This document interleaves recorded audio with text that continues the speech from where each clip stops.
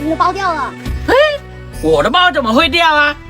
不应该呀、真掉了。小朋友站住！怎么了？我里面的钱呢？我没拿啊，你是不是记错了？我怎么会记错？肯定就是你拿了。不行，我要搜身。你搜就搜啊。嘿，我肯定要搜啊！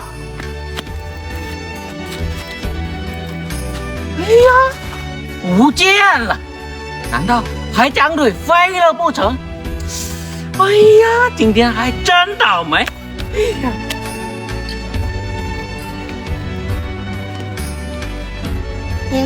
屏幕前的叔叔阿姨、哥哥姐姐们，刚才那个叔叔太坏了，居然偷了那个卖菜老爷爷的钱。你们支持我把这个钱还给那个卖菜老爷爷吗？